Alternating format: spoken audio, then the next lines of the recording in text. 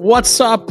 Welcome in. It's Thunder Live, Lockdown Thunder Live, with Rylan Stiles, host of Lockdown Thunder, and Derek Parker of the OKC Dream Team. You can find both of us over there at the OKC Dream Team. Find both of us over at Thunder on SI, where we have a great article about Derek Whitehead and company with the Blue on Blue Media Day. Derek, how you feeling today as we have another week of Lockdown Thunder Live? I'm feeling good. I'm feeling like we did a few weeks ago where the season hadn't started yet. I'm feeling like that now with college basketball tonight. Not only do we have this entire NBA slate that we're obviously deep into, we've already got comments in the chat. Thunder are the only undefeated team left. Now we get to layer in college ball, all the draft prospects, all the college teams, hundreds, if not thousands of basketball games happening. So I'm stoked. I'm ready to rock. I'm ready to go. I mean, the Jayhawks play Green Bay today. Tennessee's got Mercer. A lot of fun basketball to enjoy. At the end of the week, Kansas plays UNC. That'll be a fun game as well. So I'm all in on college basketball. Love watching it. I know that you love watching it as a draft guy, and you'll have tons out there, including right now. Go to Derek-Parker on YouTube and find his way too early mock draft ahead of the college basketball season. Of course, subject to change. What's not changing is how dominant the Thunder are. They're 7-0 right now. It ties the franchise best mark, which was last year when they went 7-0 as well, before losing Game 8 to Denver in a very close game against the division rivals. With this 7-0 start, it's been through adversity. It's been through them being shorthanded and missing J-Dub, missing Chet, missing Caruso for extended games, and yet they just keep finding ways to win. Topic and Kinrich, of course, have yet to debut. Isaiah Joe missed a massive chunk before he returned to the lineup this weekend. At 7-0, Derek, are the Thunder going to set a new record tomorrow and beat the Clippers on Tuesday and go 8-0 for the new franchise best? And this may contradict future statements on this exact live stream, I think they do. I think that this holds a little more weight than your typical Thunder game.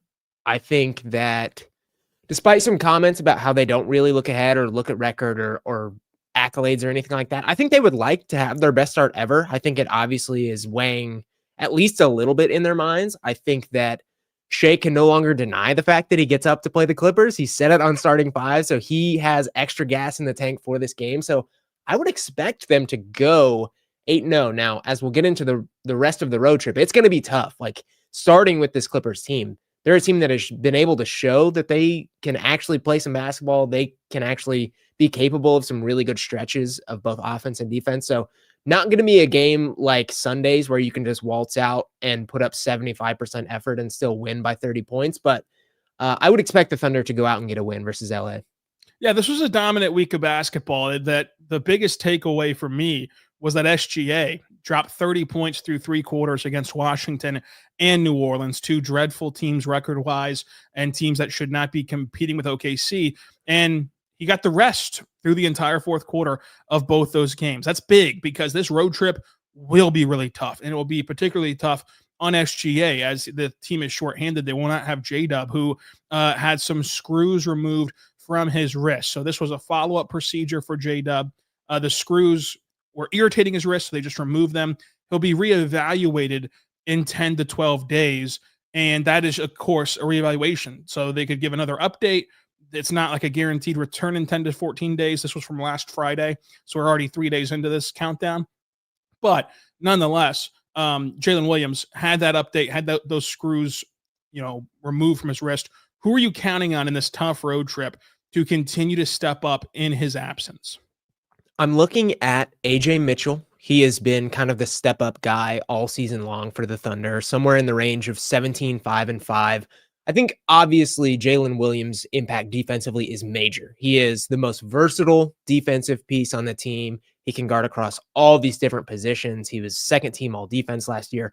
Obviously pivotal defensive player, but the Thunder can cover defense in a variety of ways, be it Alex Caruso, Cason Wallace, Lou Dort, Chet Holmgren, all these different pieces. So I'm looking at it more from the offensive lens, and I think there's been no player who's taken more of that offensive leash than AJ Mitchell, who's continued to be really, really good. So I would look to him. I think they're going to need his offensive punch, the driving that he has alongside Shea, in reserve of Shea. So he's the guy I'm looking at right now.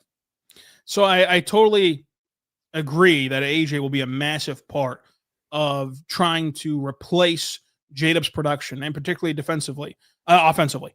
But defensively, this is going to be a very tough assignment on Tuesday against the Clippers, and that's the game that you kind of zero in on this road trip, because while Portland is a good team and they've played even better, they're 4-1 since Chauncey Billups is no longer pacing the sidelines. And then you also play Sacramento and Memphis. But Tuesday, for the 8-0 start, Tuesday presents the biggest challenger of this road trip. And in that game, I just think that you need Caruso to be awesome. Like, you need Caruso to defend Kawhi, because that's the thing about J-Dub, is that you're missing a lot offensively without J-Dub, but you're also missing his versatility defensively and his ability to truly defend 1 through 5. Caruso is their most scalable defender right now that is healthy and that is available. And so with Caruso, you need his size and the fact that he plays bigger than he is to match up with Kawhi Leonard and to keep him quiet and to get you a kind of nip and tuck win over the Clippers on Tuesday to go 8-0. So that, combined with his 3-point shot, which was falling on Sunday against New Orleans, and he only played 12 minutes against New Orleans. He was on track to have himself a heck of a game. And like, I understand why they rested him the rest of the way, because that game got out of hand in a hurry. It was over before it really began on Sunday, and you just can't waste those minutes from Caruso, a veteran who you need to rest throughout the season, who you rested last year throughout the season. You can't waste those minutes on New Orleans. But the Clippers is a rare game in the regular season where you're going to need a lot out of Caruso. You're going to need a lot from him. So I'm going to go with Caruso for that fact, but AJ makes the most sense, like, in the grand scheme of things, looking beyond just Tuesday. Yeah, and really, they're going to need a full team effort. I mean, as I touched on, this Clippers team isn't the most polished. Like, they don't roll out and give you like a nice baseline of absolute 50-win team every night, but they're really, really capable of both filling it up and defending at a high level when they want to. So not only are they going to need AJ to score, Caruso to play defense, they're also going to need a myriad of other performances, because the Clippers are not going to roll over, especially at home.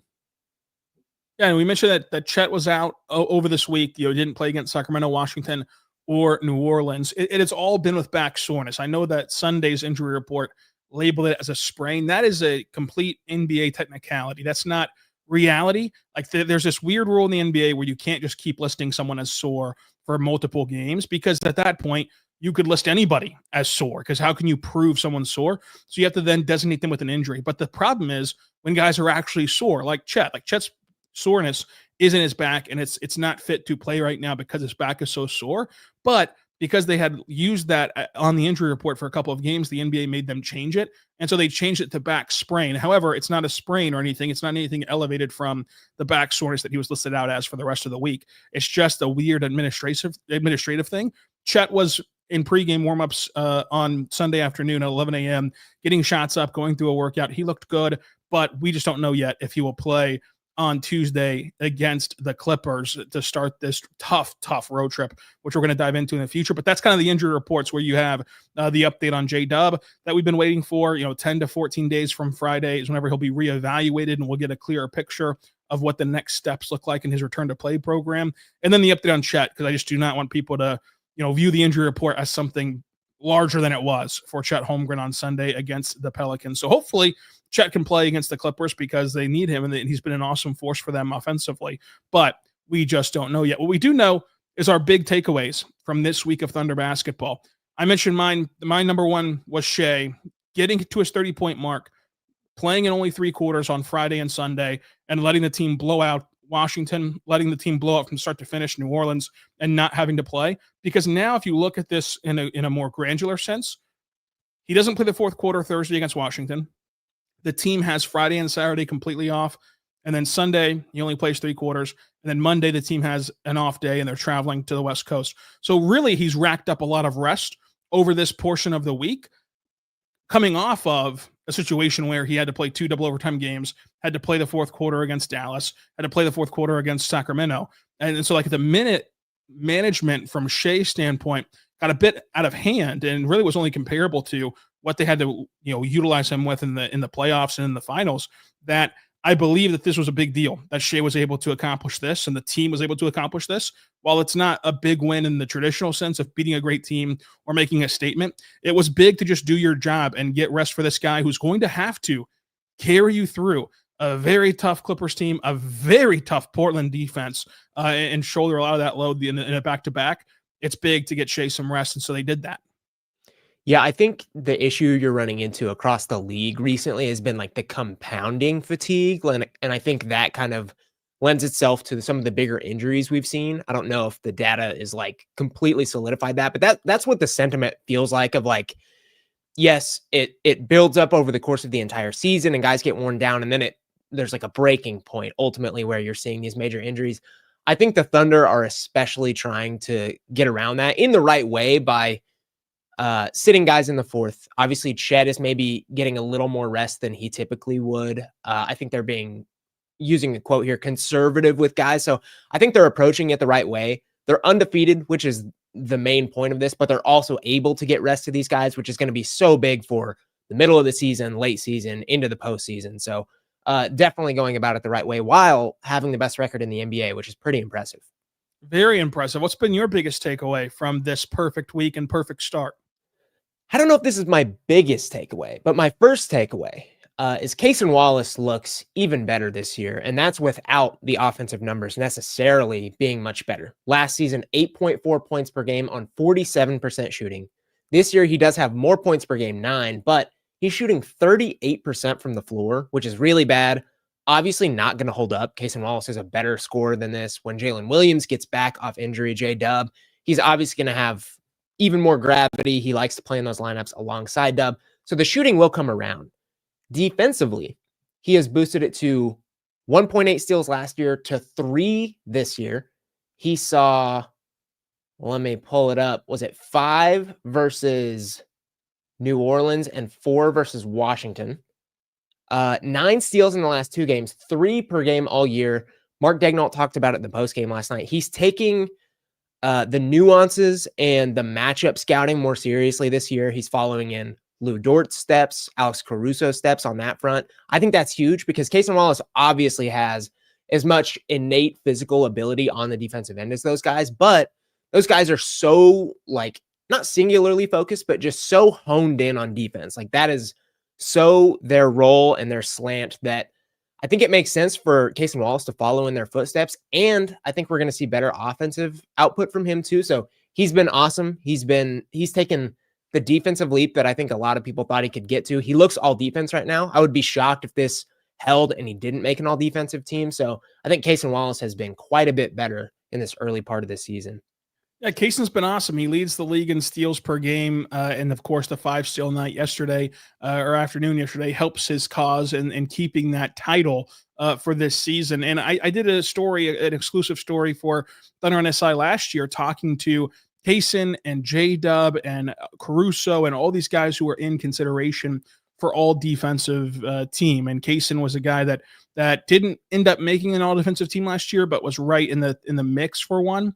And Cason told me that he doesn't watch film defensively, and he doesn't, he relies purely on instincts. He relies purely on the coaching staff on the bench yelling at him of what's going to happen and taking that into account and taking in his own personal instincts. And to hear that from Mark, it sounds like he's been watching more film. It sounds like he's been more studying the game. And I thought at first Cason, he's kind of a more jovial guy than people give him credit for. I thought at first he was just kind of pulling your leg a little bit. And then I went and talked to J-Dub, and J-Dub confirmed, like, yeah, he's never watching film. He's not like obsessed with this the way that Lou is. He's not obsessed with this the way that other guys are of scouting the matchups on film. He's just so instinctual. He's just so gifted defensively that he ends up making all defensive level impact defensively without doing those things. And so if you couple in those natural instincts with the being a student of the game, with the scouting reports, with the film studies, then how much better can he be? And I think that you're seeing that right now. I also love the all-state celebration that Cason has, the you're in good hands celebration after a steal. It's amazing. But Cason has been awesome, and he deserves a lot of credit for this start for OKC. I also think that Isaiah Joe has taken a massive step, and it's only been a couple games. It's a small game sample size, but it's not about his percentages. It's not about the amount of threes that he's hit since he's returned and how he's helped the Thunder try to claw their way back from a dreadful start from 3. They're the worst team in the league from 3 upon his arrival back into this rotation. But it's more about how he's getting these 3-point shots and even his misses. He is such a more comfortable movement shooter that this is what we harped on all summer long. And this is what we've harped on for now 2 postseasons when this team has regressed in the postseason shooting the ball. It's been because they can't generate enough threes. They can't generate enough quality looks because the drive and kick stuff just goes away. It evaporates in the postseason. You're not getting to rely on lethargic closeouts. You're not getting to rely on kind of a shrug off. We're just going to let them shoot because it's a regular season game. These defenses are more intense in the playoffs. They're able to fly around more, and you're playing better competition. Literally every single night, you're playing a playoff team in the postseason, obviously. And so they've needed to find ways to create threes for themselves that aren't drive and kick. And Isaiah Joe's done that. I mean, his relocation has been a lot better around the perimeter. He's more comfortable coming off of the HOs. Mark talked about it pregame yesterday whenever I asked him about it, like that. He's just more comfortable doing that. And they now have the personnel to do that. With iHeart being another year in the system, with Jay Will's progression as a playmaker. So I think that Isaiah Joe and his ability to get to the three-point shot has been a massive takeaway from this past week. Yeah, we talked a lot of the offseason about that because Isaiah Joe didn't have like the most sparkling postseason. Like they weren't heavily relying on him, but you certainly would have liked to see him kind of spread out the floor more, hit a few more threes in the postseason, and that just didn't happen the way things that shook out. We touched on this a lot. It was never the fact that Isaiah Joe couldn't do this. Like, given the level of three-point shooting that he's shown, he was obviously going to be able to fold things into his current game. And I think you're already seeing the results of that over the offseason, as you touched on with the DHOs coming off screen. He is absolutely shooting that thing. He is so confident. So really, really nice blazing start for Isaiah Joe. My second takeaway, it's nice to see OKC just handle bad teams. They have played the 27th best strength of schedule so far, which is bad. It obviously feeds into the fact that they're 7-0, but it is nice to see them handle teams like Washington, like the Pelicans, because so often you see teams coming off a championship, play with their food, just hang around these lesser teams that they really shouldn't be. And then that kind of carries over into the midseason, end of season, postseason. And I think it's nice to just watch this Oklahoma City Thunder team take each team the same amount of seriousness with each of their opponents. They let Washington score 108 points, New Orleans score 106 points. They're still giving the same level of defensive intensity to these teams that they were Houston, Dallas. And again, they haven't played that many great teams. You beat Indiana, you beat Atlanta, Sacramento, Washington, New Orleans, but it's still nice to see them just handle things, take care of business, because there's a lot of contenders, even as early as like the first handful of games, that haven't done the same thing. Yeah, I mean, you look at Cleveland, for example, who was neck and neck with OKC for the best record last year, and they were the number one seed in the East, and they're the team that we've all penciled back into being the number one team in the East and being one of the few legit contenders from that conference. To start this season, they have back-to-back losses to the Celtics and the Raptors. Like, there's just no reason that the Cavs should be losing those games, and they play with their food. You get to a spot in a 48-minute game where it gets too hard to come back from, and they got blown out by the Celtics, and they lost to the Raptors by double digits. It's just Cleveland didn't do what OKC is doing, and they're getting punished for it in the record. And the Thunder taking care of business. It sounds simple. It sounds like it should be something that happens routinely, but in the modern NBA, it's just not. And that's an indictment on the rest of the league, obviously, but also an appraisal of Oklahoma City and where they're at. So I like that takeaway. What's your other Thunder takeaway from this week? Yeah, my other one, I'm curious to see where AJ Mitchell's production lands, because he has been one of the more heavily producing Thunder players so far. We touched on it, 17-4-4, but his efficiency has dipped a little bit in the last handful of games. I'm just curious to see if the beginning is really where he was at, if this later stretch is really where he's at, if the truth is somewhere in the middle. Again, too small of a sample size to tell, but he's shooting around 40% from the field in his last 3 games, 2 for 8 versus New Orleans, 6 for 15 versus the Wizards. Chet didn't play in any of those games. He's not necessarily like solely playing with Chet, but maybe Chet's gravity was helping AJ as a driver or other situational lineups. So again, I don't want to make like a broad assumption either way, whether it was he's the guy he was in the first 4 games or he's the guy he's been in the last 3 games, but I'm just curious to see where that levels out. And then even more so, once Jalen Williams comes back down the line, you're basically looking for the same thing. Where is he actually going to land on the success spectrum? Yeah, then that's something that's going to be very interesting to monitor throughout this week, because he'll get those same opportunities in the absence of J-Dub, like we talked about earlier. Where does he finish this week efficiency-wise? Where is his true baseline? Because this is someone who was in the rotation from the night one as a rookie, but suffered that turf toe injury that held him out for most of his rookie season. And he's still a very young player, not even 40 games into his NBA career. So we just don't have all the facts of what he definitively is going to be. There's way more positives than there are negatives with AJ Mitchell, but we don't know for sure what to account for with his efficiency long term, the way we do with a guy like Kaysen, the way we do with a guy like Jay Will, who didn't start the season hot efficiency wise the way that AJ did. But you also knew not to panic about Jay Will's efficiency because he's always been a really good shooter for this team. AJ does not have that same equity of his experiences, to where I do believe that AJ can be someone who bounces back from this small little sample size, and we'll see where he's at. But my last takeaway, which kind of is in line with the fact that the Wizards and the Pelicans games were blowout contests in the fourth quarter, it actually goes to Blue Media Day today. I was out there at Blue Media Day, and Dariq Whitehead spoke glowingly about this organization. And it's an interesting situation for Dariq Whitehead because most of the time, G League rights are traded for. You get shuffled around a little bit in the G League. But if you're a player like Dariq Whitehead, who was a first-round pick back in 2023, it's odd to be in a situation where you get to pick your destination for who your next team is going to be. He was waived by Brooklyn a couple weeks ago and then decided on the Thunder with the understanding that he'd be playing for the Blue. He signed an E10 deal with OKC to let them waive him and get his G League rights and have him play for the Blue. Whenever he had other options, he had options out there to be in a better position than a G League contract. But he specifically chose the Blue, as he mentioned 3 different times. He picked the Blue with 2 or 3 years down the line in mind, and not this season in mind, because he gives such credit to the Thunder's developmental track record, the Thunder's ability to make guys better and put them in position to succeed long-term. And as still a 21-year-old forward who's dealt with injuries, he wants that long-term success. He wants to prove himself with the Blue, and he understands that, there might be an opportunity with the Thunder, never say never, but there's also an opportunity here to just simply play and simply get better with a team that takes the G League seriously and a team that develops you seriously in the G League, as opposed to some other G League teams who just kind of let their best player freelance and then you never really get a ton better within an actual NBA construct.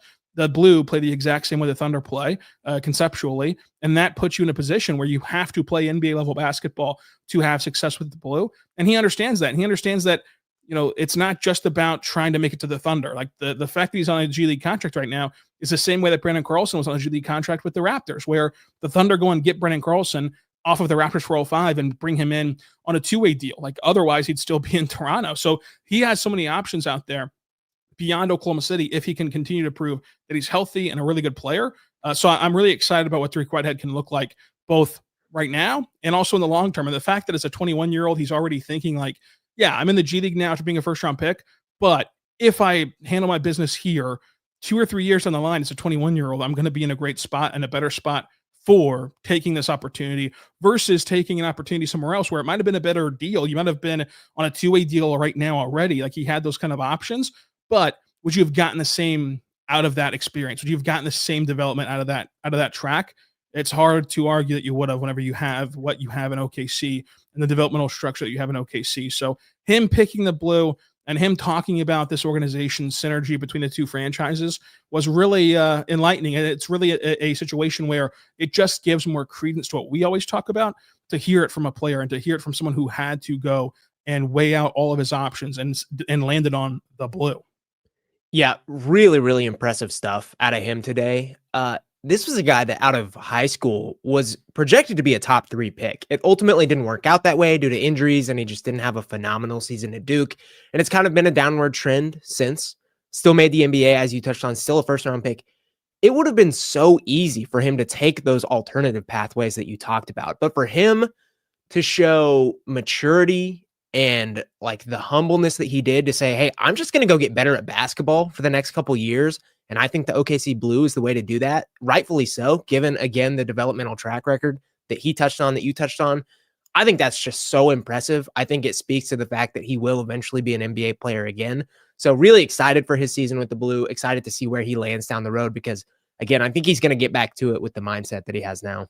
Yeah, it's going to be very interesting to see how this season plays out. The Blue have a really fun roster, and Dariq is, of course, top of mind there. But you mentioned it, in high school, if you looked at the compository rankings of all the different services, he averaged it out to be the number 1 prospect in his high school Yeah. class in 2022.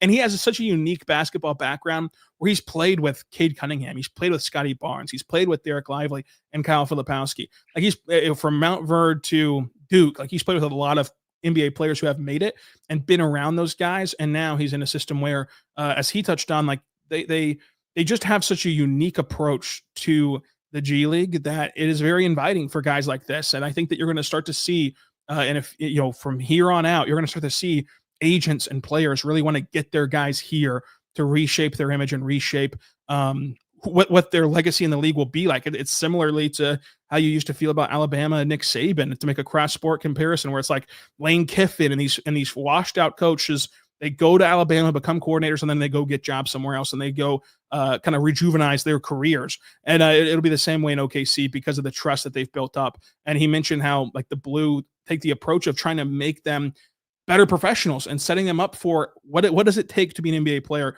and honing in on that process now, versus, like we mentioned before, the other G League organizations just saying, well, we got this former first-round pick. Go do whatever you want. Isolation every single time and see where we land and see if you can make it work. The Thunder are very much more hands-on. You mentioned Sam Presti being at the Blues training camp practice yesterday before going to Pelicans Thunder. Like that's just a unique situation. And sometimes it's not even like a organizational flaw. It's more so just like you look at these teams like Memphis, you look at these teams like Miami, and Miami has a great developmental program too, but their G League team is states away from Florida. So it's like you just don't have that opportunity to have Pat Riley or someone in the front office go over and have a touch point with the G League. So it's a very interesting setup, and it's why they've had a lot of success along the way. But that's been a lot of fun to see what this season has been. Coach K asks, how many steals does Kaysen have per game? League best 3 steals per game. So he has a trifecta each game. And then he also asked, Brandon Carlson going to get some PT, or he did get some PT on Sunday. I think that's big. Like, listen, G League is a thing that I really care about, but in reality, the 2-way contract spots, they are something where you are almost throwing darts at a dartboard, and you understand that most of them are not going to pan out into something massive. But to have a guy like Brandon Carlson on a 2-way contract, who is just a functional player and a guy who can soak up some minutes, it allows you to take advantage of this time, because you still got to see J. Will playing next to iHeart, something that we have not seen enough of in Oklahoma City yet. And the only reason why you got to do that while being shorthanded and missing one of your 3 bigs, and of course missing Schwarber for the whole season, so 2 of your 4 bigs are gone, and Kenrich, who plays small ball 5, is not here in this present game. The reason you still have to play double bigs is because you could trust Brandon Carlson to just play solid first quarter minutes, and he did just that. Nothing flashy, nothing to write home about, but the solid minutes that he produced let you explore a different lineup, and that's big. I agree. Not a lot more to say on this, but Brandon Carlson's been awesome. Every single time I watch him play, and I think this with almost every Thunder player, but I'm just like, if OKC didn't exist, would Brandon Carlson be getting like major rotational minutes on like 29 other teams? I think yes. I think he's that good. He can't shine and stand out on this all-time Thunder team, but he's really good. Quick decision maker at 7 foot. He hits threes. He protects the rim. Those guys don't grow on trees. So impressive performance, impressive player, Brandon Carlson. And we have breaking news on this show. SGA is the player of the week in the NBA. He missed it last week. He was a nominee, but he lost to Victor Wembanyama. This time he gets the award, and Tyrese Maxey of my Philadelphia 76ers was the Eastern Conference representative. This week, Shea averaged 28 points, 4 rebounds, and 6 assists per game in a 4-0 week for OKC. So he gets the player of the week honor from the NBA. How about that, Derek? Absolutely crazy that he got it this week, considering last week, I think his averages were up across the board. Yeah. I think it was like 40 points per game, more rebounds, more assists. So impressive nonetheless. Yeah, it's going to be interesting to see how they continue to progress with this award, because week 1, it was like, yeah, Shea had a better week than he did this week, but Wemby had a better week than Shea had. So it's like Wemby was like the talk of the town. This week, Shea has a slightly worse week number-wise. Again, he didn't play the fourth quarter of 2 of the games, 2 of the 4 games. But he also had a better week than everyone else did. So he gets player of the week in a week like this. I think that whenever you look at the question here from Coach Dave, we did ask the OKC Blue players who they're excited to see play. Or who am I excited to see play with the Blue? I would say Derek Whitehead, obviously, but I also want to see Buddy Boeheim. He's going to, I think, have a bigger role this year for the Blue because Miller Kopp now plays for the old Charge of Cleveland, and so now Buddy Boeheim's like their only sharpshooter on this roster. I'm also excited for Gortman. I think that Gortman's the perfect G League player. Like he led the Texas Legends in scoring last year. He's a downhill guard. Cameron Brown gave him a lot of credit for being like this supercharged, vocal guy, and he's talking mess. He's keeping the energy up during training camp because training camp can be a very monotonous time whenever you're just scrimmaging one another. And so Gortman kind of brings that fire. And I think that he can absolutely replace the production left behind by Jermias Ramsey, which is a big hole for the Blue. Like Jermias Ramsey was in a large ways the heart and soul of this team, especially offensively. Having a guy like Gortman there is going to be big. So I love questions about the Blue. I don't get to talk about the Blue enough, but I do love the Blue. I do love the G League. Coming up, Derek, where were we right and where were we wrong last week? Let's preview the week ahead and get to some NBA topics as well.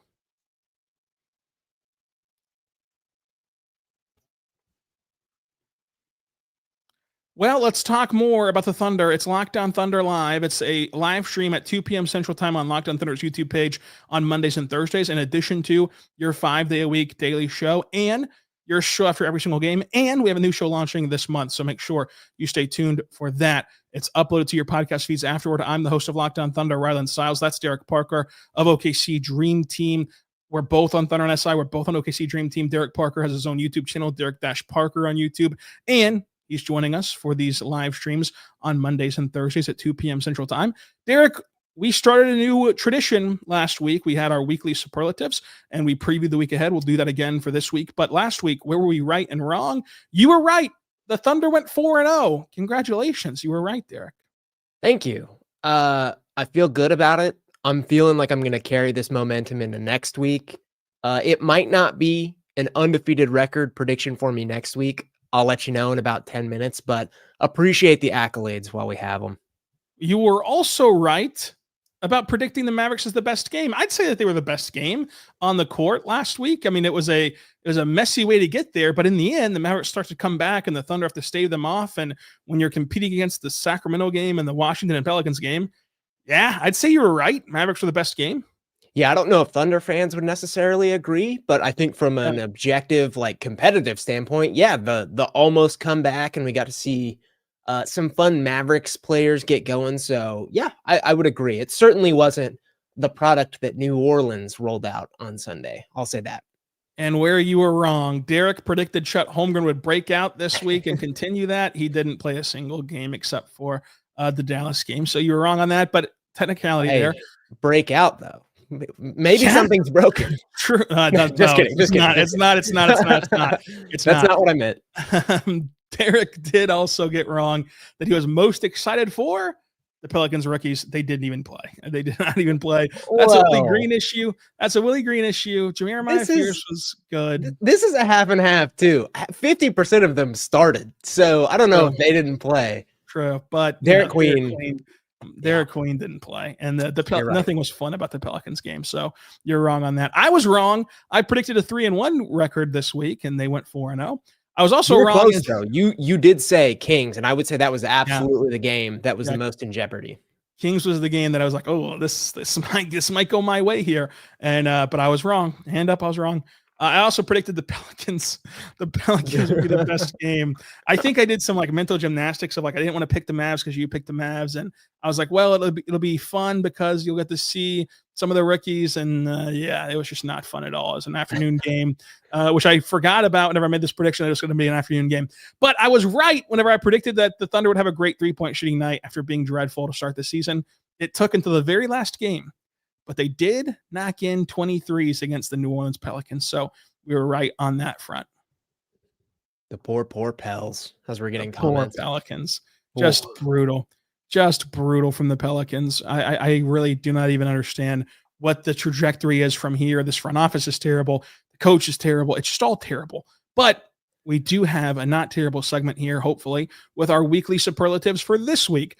The matchups this week: Thunder at Clippers, at Portland on a back-to-back, at Sacramento for the first game of the NBA Cup, and playing Memphis on the road. So this is a weird road trip. It's very difficult in the terms of you're playing the Clippers and the Portland Trailblazers, who are good teams, but you're also going from the left coast all the way over to Memphis and then back home for another back-to-back with two tough teams of Golden State and LA. But weird road trip. What's the best game of this trip? I have it as the Clippers. I think this one has the highest stakes, given it could be the best start to the season. I think out of these teams, the Clippers are going to be one of the only few teams that they could see in the postseason. So I have the James Harden, Kawhi versus Shea, potentially Chet if he can get healthy. Big game here in LAC versus OKC. Yeah, I'm not going to overthink this one. I agree. It's going to be the Clippers. It's a weird tip-off. It's a 10 p.m. start on the Peacock. Get your Peacock subscriptions ready to go for Clippers Thunder. And at 10 p.m., you can watch them duke it out on the Coast to Coast network there. Clippers, though, yeah, it's going to be a lot of fun. And the Clippers are on the second night of a back-to-back. I'm curious how they handle this game on Monday, of like which game do they want to make their guys available for? Because as we know with the Clippers, they're a very old bunch. Kawhi, not exactly known for playing back-to-backs. Like, what's going to happen with the Clippers, I'm very curious about. But as of right now, they're the best game on the docket. The most boring game on the docket. We actually have different answers for this one, Derek. Who's your answer? I have the Kings. I have no interest in watching the Kings again. We've already seen them. We got the Russ return to OKC. It's not going to hit the same in Sacramento. I don't care. I don't care to watch the Kings play basketball in general. I'm a draft guy. I would rather watch youngsters in Memphis. Cedric Coward, your guy, get some burns. So I'm out on the Kings. I don't want to watch any more Kings basketball. They're the most uninteresting team in the league to me. I agree with you. My spin zone, and I'm admitting up front that I have overthought this. My spin zone is that, like, okay, the Kings got close. They're going to want to kind of dig in and try to beat the Thunder after getting close last time. Sabonis is playing better. They've kind of leaned all into this offense of theirs, where you saw them against the Bucks Saturday, just light it up, and like everyone scored 30 points from Levine to DeRozan. Sabonis had 20 and a double-double. Russ off the bench scored. And so, like, the Kings could look different than they did a week ago, and that could be a little bit more fun, a little bit less boring, so to say. Not even going to call it fun, just less boring. Memphis, though, is interesting to me of a boring game candidate for multiple reasons. We mentioned the travel. Now, look, this Thunder team is uncommon. Who are we to question if they're going to be able to get up for this game? But it is going to be taxing and totally explainable if they go from the West Coast all the way back to Memphis and have the last game of this road trip while being shorthanded against the Memphis Grizzlies, and they either lay an egg themselves or they blow out Memphis, because Memphis is a good little basketball team. And I said this all throughout the season preview section of this pod, that I think that Memphis is better against non-Thunder teams because the Thunder are so uniquely to take away Jaren Jackson Jr. Like, Jaren Jackson Jr. is a shell of himself against this Thunder roster. He turns the ball over too much. He's just not good against OKC. John Morant, as we're going to get into, like, he has this weird beef with the coaching staff, and it's just not going well in Memphis. The only thing going well in Memphis is Cedric Coward, who I love and you love, and we interviewed for Draft on SI.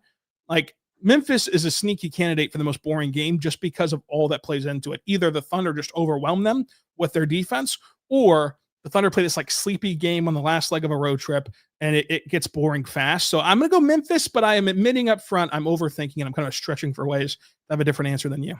I was thinking from like a storylines perspective of like Memphis is interesting because of all the things that you mentioned. I'm not saying the Kings versus Thunder, like the Kings can't go win that basketball game and play well. I just don't care. I don't care if Zach LaVine goes for 30. So that was my reasoning. What's up next here? Best storyline? Best storyline, yeah. Okay. I think, as I've touched on, that the best start in OKC Thunder history is the most interesting storyline for this upcoming week. Can they get to 8-0? The best team in Thunder history. A history that now includes a champion, a finals appearance, multiple Western Conference finals appearances. Can this be the best Thunder start ever? 8-0? And then if they get more than 8-0, then what are we looking forward to, looking ahead to? Can they break 70 wins? Can they chase records in the regular season department? I think if they not only start 8-0, but if they go beyond that and end this week undefeated yet again, then what are we looking at here? Because they very well could see one of the better starts to the regular season, not just for themselves, but in the NBA in general. Yeah, my best storyline is going to be Shea versus the Clippers because this is the first game where he's going to be under the microscope for this very reason. Before, when you've asked him about the trade and you've asked him about playing the Clippers and his old team, he gives you a very thunderfied answer about like, oh, it's just one of 82. It's 0-0. I want to beat everybody. I want to have a good game against everybody. But in the Netflix Starting Five documentary, all of a sudden, he lets the cat out of the bag and says he gets up to play the Clippers. Well, guess what? This is not only the Clippers, but this is on national television on Peacock, available to everyone watching. I guess we can kind of reshape how we see national television. Whatever national TV is in the modern world, this is national TV. Everybody can watch it on Peacock. This is a 10 p.m. start, and it's like prime time on the West Coast, and you're playing your former team, and they need you. Like, your team needs you to go off. They need you to score 30, 35, 40 points, 50 points to get this win. Let's see it. Let's see you get up for the Clippers. Let's see you dominate the Clippers. I think that if he has a great game, you're going to see that clip circulating a ton, and it's going to be a massive storyline. And if you get a couple storylines out of a regular season NBA game, well, that's all you can really ask for, because they play 82 of them. Yep, I agree. Next up, Nerdy Basketball Watch. I have the Trailblazers, and this goes beyond Nerdy Basketball Watch because they are, I don't want to discredit them, a legitimately good basketball team. You touched on it. 4-1 in their last 5. Really fun players in Avdia, Grant, Drew Holiday's been an awesome addition for them. Shaden Sharp, Tumani Kamara, Donovan Clingan. You could go down the list. They play awesome defense. They're an improving offensive team. They're competitive. They're going to take teams to the wire all the time. And I'm really excited to watch a team that maybe doesn't have the same talent level as OKC, but plays a similar brand in terms of two-way play. They fan out with length. They've got some big bodies they can throw at you, some versatile scorers. So they're just a really fun project team right now. One of the more fun league pass teams across the NBA right now. So they're my Nerdy Basketball Watch of the week, Portland. Yeah, that's my exact same answer for those exact same reasons. And the most interesting opponent, this is a fun superlative. I'm gonna take a risk. This could automatically make me a where we were wrong and right. This is a wrong category candidate right out of the chute. But I'm gonna go with Kawhi. If he plays, I think he's the most interesting opponent, because not only is Kawhi really good, but we mentioned it off the top. You've lost your Kawhi defender. It's going to be having to play Lou Dort up underneath him, having to play Caruso on him, having to play someone other than Jalen Williams on Kawhi. How do they handle that? How do the Thunder match up with him? How does he go off against OKC or not go off against OKC? I think that it all revolves around Kawhi for me, and that's my most interesting player to watch on the opposing team. I agree. I think Kawhi is like universally important for all the same reasons. I've gone with John Morant, again, not for on-court reasons. Like, I don't think he's going to give the Thunder the most grief, but from a storyline perspective, like, you're having some sort of falling out with the coach. His energy the other night, as Blake Griffin on the broadcast touched on, was completely abysmal. He's now in trade talks, like, league-wide, whether that's warranted or not. I'm just interested to see how he fares against a good Thunder team. He's like said he figured them out. He said he's fine in the West. I'm curious to see how he responds to these Thunder defenders. Is he going to shut down when Lou Dort guards him? Like, is he going to actually play with energy and fire and try to go out there and win a basketball game? He's just the most interesting player right now to me to watch. Yeah, and he's like, oh, I'm done dunking, and and he's shooting more threes and he can't shoot. It's like, does he get back to dunking because he gets up for this game because of what he talked last year at the end of that series where they got swept? That's a great candidate, and I think that you have a better chance to be right than me, because there's a chance Kawhi doesn't even play in this game. There's also a chance that Ja's suspended. That's like the biggest thing he's known for at this point, is being suspended. But record prediction for the Thunder this week after they take on this tough road trip of the Clippers, Portland, Kings, and Memphis. Yep, I predicted 4-0 last week. They went 4-0. This week, I'm going 3-1. I do expect them to lose their first game, and I'll go as far as to even calling out what it is. I think that Portland game on the second night of a back-to-back is going to be tough. I don't think they've played a team yet with the defensive intensity of Portland, much less on the second night of a back-to-back. I could just see kind of all of the offensive woes we've seen this season kind of colliding in this one game. Not to say that that's who the Thunder are, but I could just see potentially the three-point shooting just not being there. We've seen that in a handful of games this year. I could see the driving being less good, just given the fact that they're going to be tired from the Clippers the night before. So I think that Portland game is the one I'm eyeing as potentially the first loss of the year. But in this prediction, I also say 8-0, best start in Thunder history. Yeah, 8-0, best start in Thunder history. They get the win over the Clippers. We both have that, but we also both have 3-1. 3-1 is the record. I could see it being the NBA Cup game against the Kings. If you remember last year, people panicked after they lost to the Spurs in the NBA Cup, and they ended up going to the championship anyway. I could see it being the Kings. So I guess to make things different, so we have an actual tiebreaker since we both picked 3-1. I'll say Kings. You say Portland. The Thunder go 3-1 this week. And my favorite superlative of every week is predicting the storyline that we'll talk about on Monday. Mine is going to be similar to yours. Mine's going to be the storyline from OKC after a 3-1 start, where they start out 8-0 and they then go 10-1 or whatever to start the season. Mine's going to be on Monday. Every podcast, the Hoop Collective, No Dunks, Locked On NBA, they're all going to be talking about how do the Thunder keep getting away with this. Like right now, there's just so much new happening in the NBA that if you listen to those podcasts, the Thunder don't really come up a ton because it's just okay. They're winning games and it's the Thunder. We expected them to win. But I think that once they get to like this 10-0 threshold, or if they even go 4-0, especially, that people are going to dig into it and be like, how? Like, how are they still going undefeated each week whenever they're missing J-Dub and they've missed Chet and Caruso and Joe for significant time, and they haven't seen two rotational players make their debut. So I think that can be the storyline after this week. I agree. I think it certainly could be. I talked about AJ earlier. I think he could certainly get back to that first couple games level of production. Mine is going to be that the Thunder are close to being healthy. They already got Isaiah Joe back. They've already got Alex Caruso back. Seemingly won't be exiting the lineup again. I think Chet will work his way back in this week to some point. And then at that point, really rotationally, you're talking about Jalen Williams, who we've already touched on it, 10 to 12 days. We'll be 7 days closer to that. We'll be a few days away from reevaluation. We'll be, what I would bet, and again, this is just guesstimation, but no less than a month from him actually taking the court, probably a few weeks after that reevaluation. So I think we'll be talking about this Thunder team in the light of, hey, they're already yada, yada, and 1, yada, yada, and 2, potentially undefeated, and they've still got an all-NBA player coming back. They're nearly healthy. They're almost there.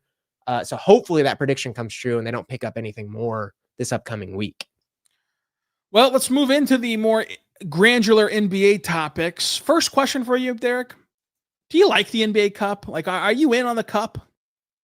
I'm completely apathetic about it, to be honest. I wanted to have like some crazy take for you where I'm like completely sold or completely against it. I don't care. It's fine. Yeah, it's fine. I like it. Yeah, I like it. I think it's just something fun. And my biggest take on the Cup is that if you're anti-Cup, you're just a loser. And I say that because I say that so harshly because like if your whole shtick is like, oh, the NBA Cup is so terrible, it's so dumb, it's so useless. Hey, guess what, Jackwagon? You can just ignore it. Like you just don't have to pay attention to it. And it counts the same in the standings as a regular season game. The only difference to your day is the courts, which the courts, by and large, have gotten more muted over the course of this season. Like you're seeing a lot more gray courts, a lot more tame courts than you were initially with these bright colors. Some teams still have bright colors, but a lot of teams have gone to gray and they've kind of washed out some of that color. So it's like literally the only difference is the court that they're playing on. The playing surface is different color-wise.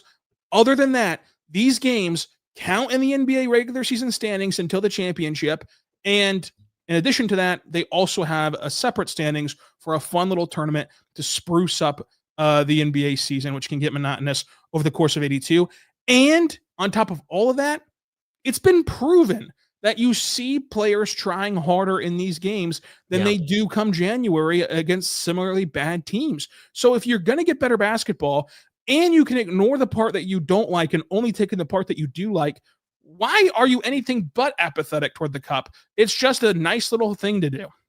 Yeah, and I don't want to be a Scrooge about it either. Like I admire the NBA trying to go for something and make their product better in the least. And as you touched on, like the games are more competitive, the courts are cool, the jerseys are cool.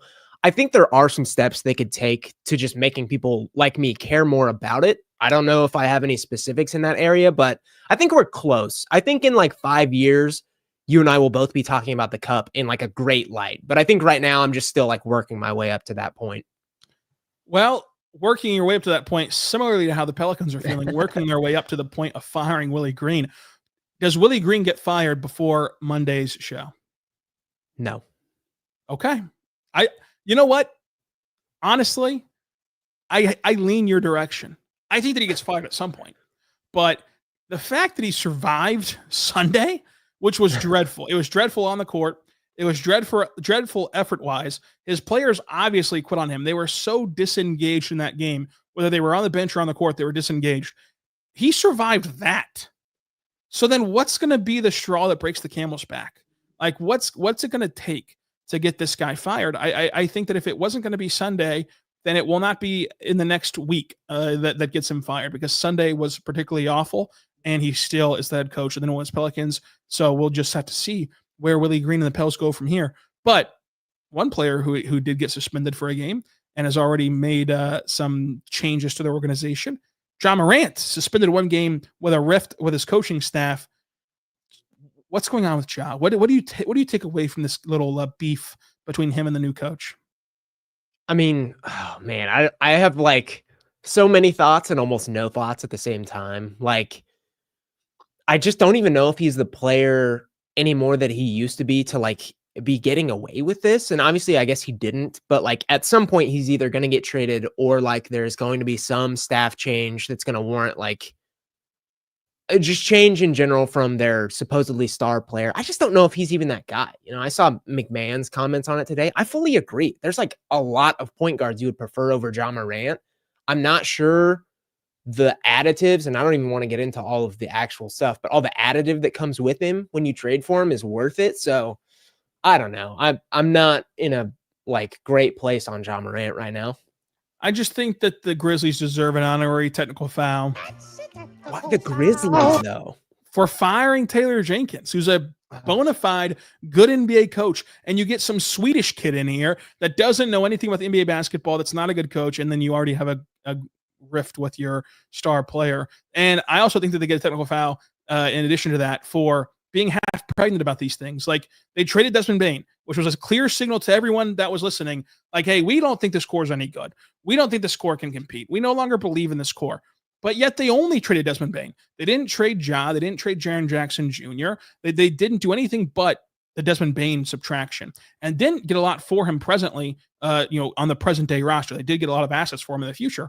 But once again, if your package to move away from Desmond Bane only included something lucrative in the future, and is also a signal of like, we don't believe in you guys anymore, and you fired their coach, and you hire this interim head coach that it doesn't feel like the guys really respect, and they didn't play hard for him in the Thunder series. Like, what is your plan? What are you doing? Like, make a decision. Are you in or out? Are you going to reset or not?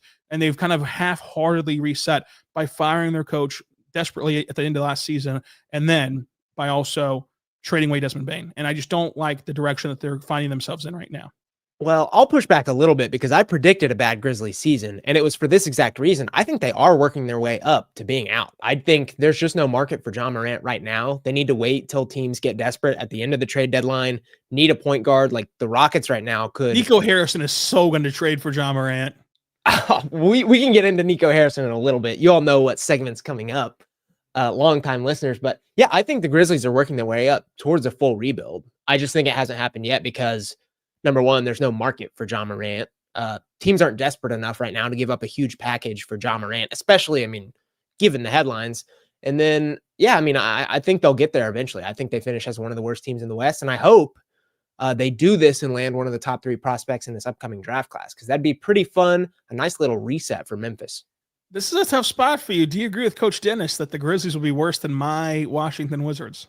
No, probably not. No, I don't think so. Even in the West versus the East. Yeah. What what are we talking? Are we talking record-wise or record-wise? Record-wise? That's tough. They're really close, I think. No, the West just makes it too difficult. All right, that sets up perfectly for your biggest takeaway that you put on the docket for this week. Yeah, I feel like the early season has just confirmed how much better the West is. This was not like novel information. We talked about it all offseason. I'm sure we still agree on this. And as much as we like the 76ers, like they genuinely have been fun. Jokes aside, your Sixers are awesome. Here they go. They're number 1. The Bulls are 2, Bucks 3. How far away does that feel from the Western Conference right now with the undefeated Thunder, previously undefeated Spurs, who there was a comment earlier, I think they look very legit. Now, does that mean they're going to go win the title? No, but I think they're a very good basketball team. Your Lakers, 5-2, Luka Magic, Austin Reeves, Ballin, Portland, LA, Denver is going to get better. Houston's going to get better. Golden State's going through a rough patch. Minnesota's good. I mean, you've got Dallas all the way down there. Like the West is just so much better than the East right now. And I think it's just been confirmed. Yeah, I 100% agree with you, but I want to actually spin your last takeaway to you and we'll answer them together. You've put in here, Are we panicking yet? Followed by a bunch of teams. Let's go through them. The Knicks are 3-3. Are we panicking about the New York Knicks? I'm not panicking yet. I feel like they're working through some new coach stuff. Like of all these teams, I think they stand the most to just gain chemistry and continuity moving forward. I think they're really talented. They've played some tough teams, so not panicking just yet on New York. What about you? Yeah, I'm so much not panicking that I'm not even looking at the New York Knicks panic button. Okay. If you lined up all the 30 logos on a wall and underneath those logos, you put a red button on there and that's what you hit whenever you're panicking, my eyes don't even glance to the logo of New York. Okay. I'm not panicked at all about them for all the reasons that you stated. However, the next team, the 3-4 Atlanta Hawks, are you panicking yet about the Hawks? I'm not panicking. I didn't expect the Hawks to be, I think, quite as good as everyone else. I did pick them at number 4 in the East, but I also did tell you on one of these live streams, I feel like we're getting just a little bit ahead of our skis on the Hawks. Like, they're a good basketball team. They are far from a great basketball team. So I think relative to my preseason thoughts that they could be a good team, I'm not panicking yet. Like, similarly to the Knicks, they could easily just start putting things together. The more interesting thing with them is Trae Young. He's not healthy now. He's out. He wasn't showing tremendous defensive effort anyway. So that's the one interesting key, I guess, that will unlock the box that holds the panic button for the Atlanta Hawks. I've already unlocked the box. My hand is over the button. I haven't pressed it yet, but I'm deathly afraid of the Hawks panic button because I was someone who was bold about the Hawks. I said that they'd be a top 3 team in this East. People took the coward's way out. It was like, oh, they're a 3, 4, 5, something like that. No, I said definitively they'd be a 3 seed in the East. I said that their defense would be such value that, like, even though they have Trae Young, people are going to be like, wow, they're pretty good defensively. Pretty good. It's going to help Quinn Snyder's Coach of the Year case. Like, that's the stuff I said. And I could not disagree with myself more than I do right now. Like, this is not a good defense. Trae Young has been a disaster to start this year, and now he's hurt. And he doesn't play well off the ball. And I don't know why Quinn Snyder's trying to make him play off the ball. We've been doing this since the Lon Kruger days. Trae Young will not play off the ball. Stop trying to make him play off the ball, especially when you don't have somebody better than him on the ball to put him next to. I don't get it why these coaches want to do this to Trae Young, and it makes him worse. It makes your team worse, and it just creates this disaster scenario.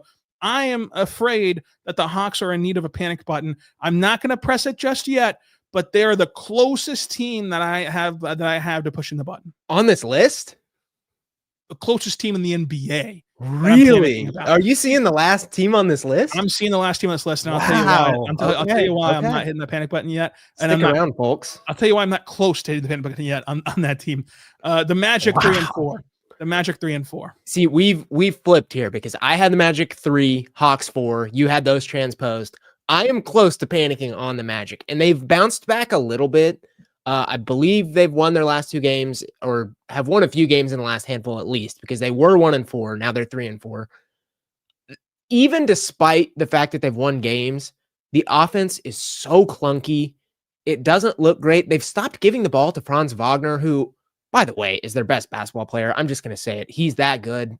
Paolo, awesome player, but Franz is the real deal. I don't understand not prioritizing him. But they just look clunky. The defensive effort hasn't been there. I'm not at panic mode yet, but my hand is centimeters from the button.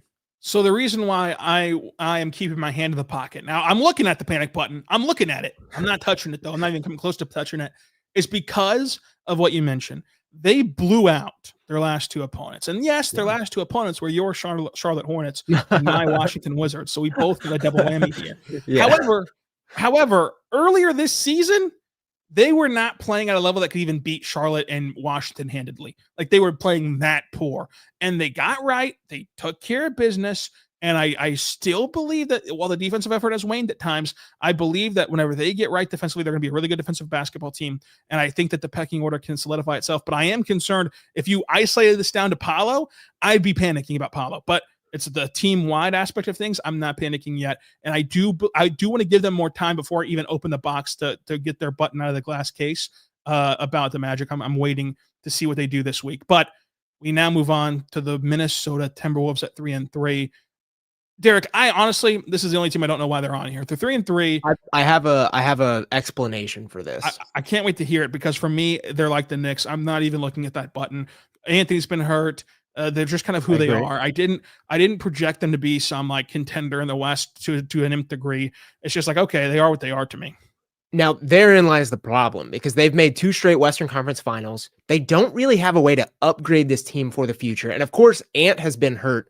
But the fact that they look so meh without him, does that worry you? Not for like a panic button push right now, but are you worried for the Wolves moving forward? Like, can Wolves fans look forward to anything knowing that their team is maybe just really, really mid aside from their superstar player? Oh yeah, this core is going to be in a bad way, I think, very quickly because I just think that they made the wrong moves. I think that Rob Dillingham was a bad pick, and whenever you are trying to thread this needle of you're getting Randall, you're getting Rudy Gobert, you have Anthony Edwards, you're going to pay those 3 guys.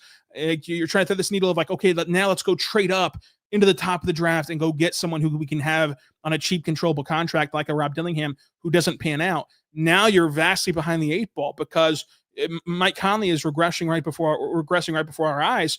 And like you mentioned, they don't have any more assets to go improve this roster. And even if you wanted to flip Julius Randle for something, what team is going to take the gamble on Randle in the most basic of terms of like, yeah, he has nice regular seasons. He has nice moments, but we know what he is in the playoffs. And what team's going to give you proper value for that to truly improve yourself and make yourself a legitimate contender? So from that standpoint, big picture wise, yes. But for this season, I'm not panicking because to me, they're playing the exact way I thought that they would. Yeah, it's not a this season panic button, but man, it would be so much better in like the hearts and minds of Minnesota fans if this team had like played really inspired basketball. Terrence Shannon Jr. hasn't been the player we both thought he could be through a few games. Like we both expected him to take the step. He hasn't so far. They haven't even really given him the opportunity to. So just not a great start for a Minnesota team that, again, I think we both picked them as like a lower actual postseason team, but just not great. Not a great start. And then our last one, I'll do the honors. It's the Dallas Mavericks, folks. We've already got comments from Coach Dennis. How are you not panicking? Because I've pressed the button already fully. Well, that's the fun with words, Derek. As we learned new words from Mark yesterday in his press conference, I'm not close to hitting the button on Dallas. I've already hit the button on Dallas. I'm freaking out. This Dallas team is dreadful. Like D'Angelo Russell has been arguably their best addition, and he hasn't been all that great, folks, and he hasn't even gotten the opportunity to. They're trying to play Cooper Flagg at the point guard. What is going on there? Jason Kidd's lost his marbles. Nico Harrison's lost his marbles long ago. This is dreadful. If you put Nico Harrison's brain in a bird and fly backwards, he's just trading away Luka Doncic. He's bringing in D'Lo. He's playing Cooper at the 1. I don't get it. I don't understand what's going on. They've had the injury bug where they have 50 bigs on their roster, none of whom are healthy. I don't get it. They're not fun to watch. They're not a good team. They're not going to be competitive. They're not going to be a great defense like we thought. Like, this is just bad. Totally agree. I've pressed the button as well. I'm right there with you. The offensive product, bad. Defensive product, despite being like undermanned here and there, bad. Nico Harrison, again, he's coming up in a later segment. The segment. It's just nothing's working. The lone saving grace is Cooper Flagg. Like, he's going to be fine. They're playing him out of position. He's going to be really, really good. I'd still pick him to win Rookie of the Year. I know he hasn't looked great, but he's that good. He's got high feel. He's anticipatory. I think he's a phenomenal basketball player. I think he's going to make the Mavs good for a long time, but you got to build around him. I don't know what this project they're undergoing right now. It's not working. It's not going to work. There's no version in the future where it does work out and wins them a championship. So I don't know, dude. Just build around Flagg, capture the flag, move forward. You went and got a really good basketball player. Utilize him the correct way. Stop trying to force this thing that you've put together. Well, let's move into that last segment, our technical foul segment of the week. No coaches teed up again. Great job by the coaches in the comments to not get teed up this week. But for our Monday technical foul segment, I'm going to go with Josh Heupel, Tennessee Volunteers head football coach. Josh Heupel, you get a technical foul this week. That's a technical foul. For drawing up a 4th and 1 play that went to a 5th string tight end who's caught 3 passes all season with the game on the line, with my heart on the line. This has been a disastrous matchup for me, dating back to high school when they played that random home and home series where in 2014 they weren't any good. I was in the old what do you guys call that? The Memorial Stadium down in Norman. I was there watching as Butch Jones got his head kicked in and Justin Worley couldn't throw a ball to save his life. And I expected that. I'll be honest. Even as a kid, I was rational about the fact that this Tennessee team was not very good and they were going to lose that game. But then the next year, OU goes up to Knoxville, and all of a sudden they make a comeback after being down 17 because Butch Jones kicks a field goal at the inch line and just does not put his sweep the leg on OU, and Baker Mayfield is born. Like that, his stardom is born that day in Knoxville. And then last year was fun. Beat OU, Josh Heupel, very excited after beating his former team. And then this year, I mean, your defense played its best game of the whole season. And then your star prized offense, which you're completely in charge of, you're the play caller, you're the mastermind. The best you could come up with is a 4th and 1 to the 5th string tight end and to lose the game. And I just don't get it. And Josh Heupel lost that game, and he also lost me a lot because being around here, you know how many texts I got, how many calls I got, how many trolls I received yesterday at the arena over this loss. It's a bad thing to lose to OU at Tennessee if you're a Tennessee fan in Oklahoma. And now all these OU fans are coming out of the woodworks of like, oh, they're going to beat Alabama. They're going to go to the playoffs. Calm down. Like OU tried to give that game away as much as Tennessee did. Neither team is going to the playoffs. But Josh Heupel. That's a technical foul. Technical foul. Well, I have razzed you about your Vols love before, and I didn't think like the Vols anti-magic was a real thing. It absolutely is. The end of the second quarter proved that. I don't know if Heupel's to blame here, though. I mean, the play would have worked. Like, he was wide open. All he had to do is catch the ball. And also him in the face mask. That stuff only can happen to Tennessee. Like, OU fans have Sooner magic. You're right. Tennessee has anti-magic. It's just they're cursed. I also want to say they were already down 9 at this point. Like, things were already not looking good. 3 minutes left. You can't kick the onside is proven not to work. Then you had freaking Mateer throwing a pick the next drive. It would have been huge. Yeah, but they didn't do anything on that drive either. So I just can't. I can't point to the one play. I give you your grace. And hey, did I text you about the game and did I rub it in your face at all? No, you actually confirmed me. And the Dream Teamers do this weird shtick where they like act like I just make stuff up, and then they come to realize I'm right, and they're like, and then they come to realize I'm right, and then they're like, oh, you know what? Rylan was right about this. Yeah, I told you from the get-go. You confirmed the Tennessee lore, but your technical foul goes to someone who I care about a lot. We're getting back-to-back Amber Alerts. Back-to-back Amber Alerts. Amber Alerts deserve, No. That's crazy. I think that you've heard my Amber Alert stories before, my Amber Alert criticisms before. I have not, but I can't criticize something that's looking out for the people of Oklahoma. My technical foul goes to Nico Harrison. Even all these months later, in a few short months, it'll be February, and we'll be a year removed from the Luka Doncic trade. Nico Harrison still deserves the technical foul. Hit the button. Technical foul. What we are seeing from the Dallas Mavericks, I've already touched on. It's not going to work. He needs to give up already. I watched Luka Doncic. He's unbelievable. I can't believe that he did it still. And I'm not even a Mavericks guy like Rylan. I'm not even a Luka guy like Rylan, but unbelievable to me that he could go and do this. It just drives me from like a team building perspective. That's why I like the NBA draft. I think you can create a championship roster from the draft and so on, like the Thunder have done. From a team building perspective, it's, I think, the worst move I've ever seen. Maybe save for the Pelicans trading their 2026 unprotected. No, don't do that. It is the worst trade in sports history. It is the worst trade in sports history to trade Luka Doncic for nothing. Okay, I'll give it to you, but just unbelievable work from Nico Harrison. I'll probably tee him up at least a couple times per year for the rest of my life. Technical foul. It's bad. It's all bad. But what's not bad is our Locked On Thunder live show, Mondays and Thursdays, 2 p.m. Central Time on the Locked On Thunder YouTube live, and then on your podcasting platforms after the fact. Derek, This is a lot of fun. I'm glad that we're doing this season, and it's been a great addition to have our coaches in the comment section and to have this show as part of our Locked On Thunder feed. Yep, agree. Derek, we'll see you on Thursday, 2 p.m. Central, here on Locked On Thunder. Until then, and until tomorrow's show with Justin Martinez of the Oklahoman, be good and be good to one another.